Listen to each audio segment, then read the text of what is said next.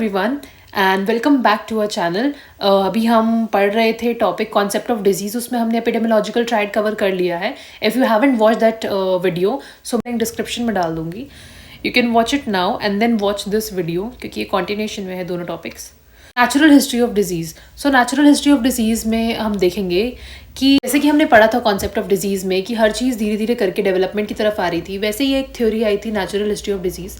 तो natural history of disease में क्या कहा गया है? It is the natural course of disease over time from the earliest stage of its pre-pathogenesis phase to its recovery, disability or death in the absence of treatment or prevention. क्या बोला इन्होंने? Natural history of disease का मतलब क्या है कि natural course of disease क्या होता है?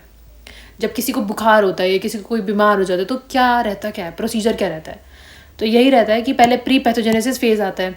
सबसे पहले मुझे अनईजी सा लगेगा। क्या बुलाया हुआ है फीवर में, ज्वर में क्या बताया गया है कि क्या फील होता है, पूर्व रूप क्या होते हैं? तो वही लिखा है इसमें। Pathogenesis phase according to them is there पूर्व रूप। ठीक है, आने से पहले जो इरिटेशन होती है, लेथार्जी होती है, कुछ खाने का मन नहीं होता है, अरुचि होती है ना, वो सब आएगा इसका प्री पैथोजेनेसिस फेज में। तो प्री पैथोजेनेसिस फेज से लेके जो रिकवरी तक की कहानी है, ठीक है, अब डिपेंड करता है कि इंसान रिकवर करता है या डिसेबल होता है या वो डेथ को जाता है। ठीक है, पहले प्री पैथोजेनेसिस फेज आती है, फिर पैथोजेनेसिस आता है, फिर उसके बाद अब फीवर, पहले पूर्व रूप आएगा, फिर व्याधि होगी, फिर उसके बाद देखा जाएगा कि व्याधि ठीक हो जाती है या फिर उसको डिसेबिलिटी हो जाती है किसी तरीके की, या फिर उसकी डेथ हो जाती है। ठीक है, तो ऐसे करके चलता है ये हिस्ट्री ऑफ डिसीज़ या फिर process of disease in the absence of treatment और प्रिवेंशन। हाँ, डेथ भी हो सकती है अगर हमने अच्छे से ट्रीटमेंट नहीं किया या उसका प्रिवेंशन नहीं किया, प्रोटोकॉल फॉलो नहीं किया। तो each disease has its own unique natural history. हर एक डिसीज़ की अपनी एक यूनिक नेचुरल हिस्ट्री होती है। ठीक है, विच is not always same in all individuals. जो ये पूरा प्रोसीजर है, प्री पैथोजेनेसिस, फिर पैथोजेनेसिस, फिर उसके बाद रिकवरी होगी या डिसेबल होगा या फिर डेथ होगी, ये हर डिसीज़ की अलग अलग होती है। ठीक है, ये टाइफॉइड है तो वो 3 वीक्स तक रहता है।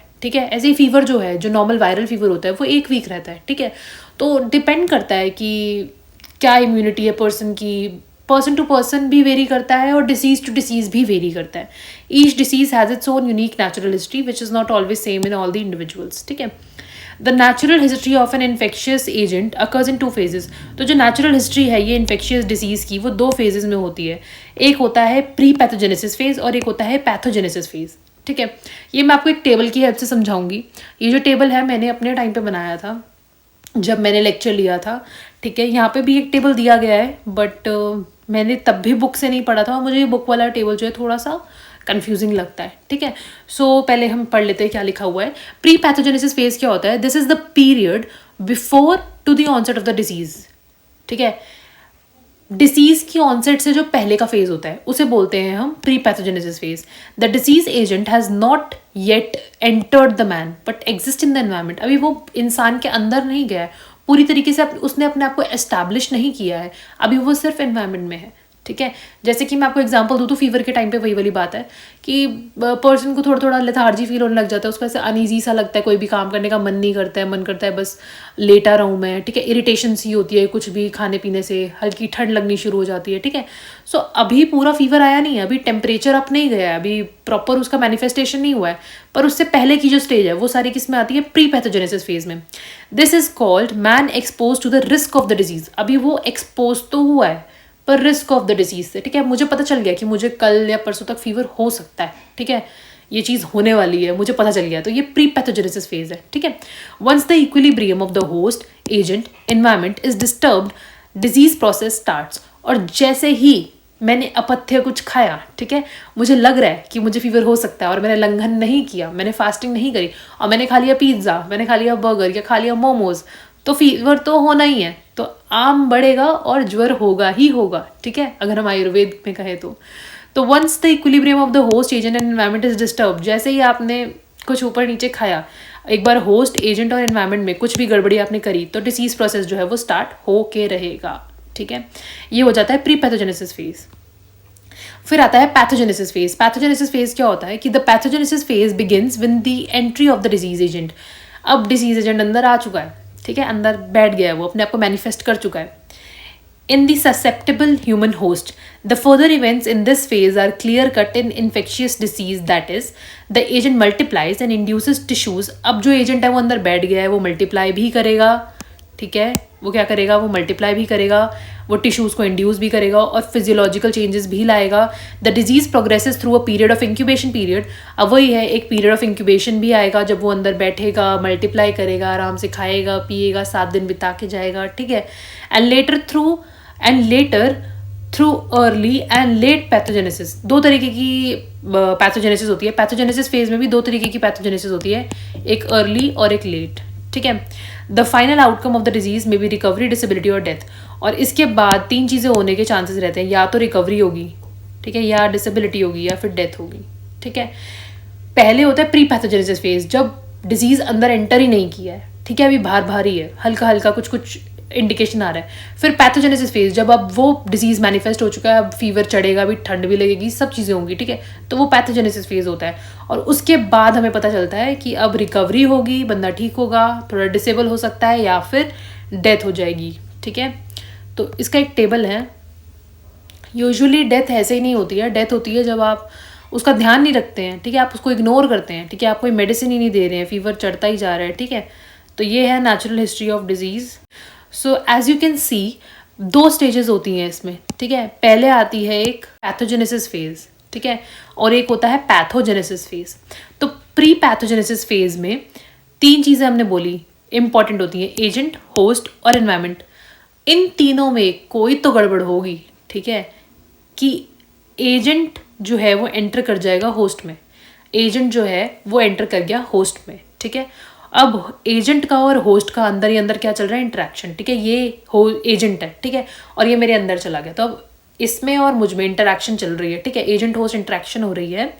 उसके बाद अभी तक तो मुझे कोई सिम्टम्स नहीं आए, ठीक है, मुझे बस हल्का फुल्का इरिटेशन हो रही है, या लथार्जी हो रही है, भूख नहीं लग रही, छोटे मोटे सिम्टम्स हो रहे हैं, ठीक है. तो इसको क्या बोलते हैं हम, अर्ली पैथोजेनेसिस फेज, ठीक है. अभी कुछ हुआ नहीं है, अब वो मैनिफेस्ट भी करेगा, ठीक है. अब मैनिफेस्ट करता है तो उसे क्या बोलते हैं, लेट पैथोजेनेसिस फेज, ठीक है.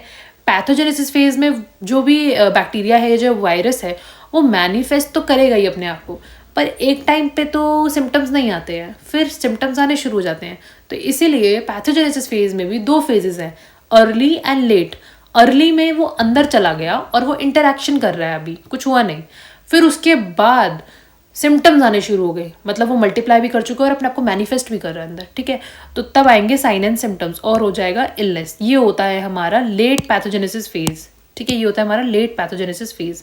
इसमें जब इलनेस हो जाती है तो उसके बाद पता नहीं अब वो रिकवर करेगा या डिसेबल हो जाएगा या फिर डेथ होगी, ठीक है. रिकवर कर जाएगा अगर हमने उसे एप्ट ट्रीटमेंट दिया तो, डिसेबल हो जाएगा अगर हमने उसको प्रॉपर ट्रीटमेंट नहीं दिया तो, और डेथ हो जाएगी अगर हमने उसको ट्रीटमेंट ही नहीं दिया तो, ठीक है. इसके बाद लेवल ऑफ प्रिवेंशन आता है. तो अगर एजेंट, होस्ट और एनवायरनमेंट में थोड़ी सी दिक्कत चल रही है, ठीक है, तो इसमें हम प्राइमरी प्रिवेंशन करते हैं, ठीक है. इसमें लेवल ऑफ प्रिवेंशन क्या रहता है, प्राइमरी. इसमें हम 2 चीज़ें कर सकते हैं, एक तो हेल्थ प्रमोशन और दूसरा स्पेसिफिक प्रोटेक्शन. अगर हमें पता है, जैसे कि मुझे पता है कि मुझे फीवर होने वाला है, तो मैं फास्टिंग पे चली जाऊंगी, थोड़ा गिलोय वटी ले लूँगी, ठीक है, थोड़ा इम्यूनिटी बूस्टर कुछ ले लूँगी, ठीक है, जिससे कि मुझे वो आगे प्रोसीड ना करे, आगे की स्टेज में जाए ही ना, ठीक है. फिर दूसरा आता है पैथोजेनेसिस फेज. तो पैथोजेनेसिस फेज में अगर अर्ली पैथोजेनेसिस फेज है, ठीक है, मुझे मतलब थोड़े बहुत सिम्टम्स आने शुरू हो गए हैं, घबराहट सी हो रही है, तो उसमें मैं करूँगी सेकेंडरी प्रिवेंशन. अगर साइन एंड सिम्टम्स आ गए हैं और इलनेस भी हो गई है तो मैं करूँगी टर्शरी प्रिवेंशन, ठीक है. अभी ये लेवल्स ऑफ प्रिवेंशन हम आगे पढ़ेंगे. You just need to remember कि प्री पैथोजेनेसिस फेज में प्राइमरी प्रिवेंशन और पैथोजेनेसिस फेज में सेकेंडरी प्रिवेंशन और टर्शरी प्रिवेंशन करते हैं, ठीक है. उसके बाद जो अर्ली पैथोजेनेसिस फेज है, इसमें हम अर्ली डायग्नोसिस करते हैं, ठीक है. हमें जल्दी डायग्नोस कर लेना चाहिए, जैसे कि फीवर की मुझे इरिटेशन वगैरह हो रही है तो मैं जल्दी उसको डायग्नोस करके उसका ट्रीटमेंट कर दूंगी, ठीक है. ट्रीटमेंट कर दिया तो बच जाऊंगी, ठीक है, वो आगे और स्टेजेस में सिवियर नहीं होगा. पर अगर वो इलनेस की तरफ चला गया है और मुझे डिसेबिलिटी हो गई है तो मुझे क्या करना है, डिसेबिलिटी लिमिटेशन.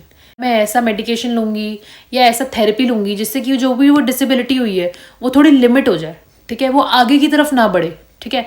क्योंकि अगर डिसेबिलिटी आगे बढ़ी तो it can lead to death also, ठीक है।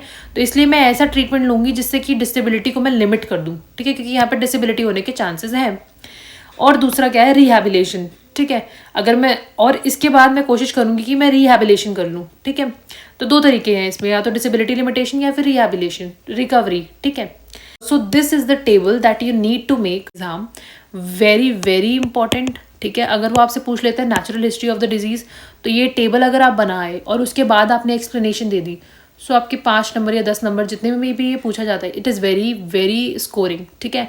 अगर आपसे कंसेप्ट ऑफ डिसीज़ पूछ लेता है वो, ठीक है, अगर आपसे क्या पूछ रहा है, कंसेप्ट ऑफ डिसीज़ पूछ रहा है, तो वो एक्सपेक्ट कर रहा है कि आप दोनों चीज़ें लिख कर आओगे, एपिडेमियोलॉजिकल ट्रायड भी और नेचुरल हिस्ट्री ऑफ डिजीज़ भी।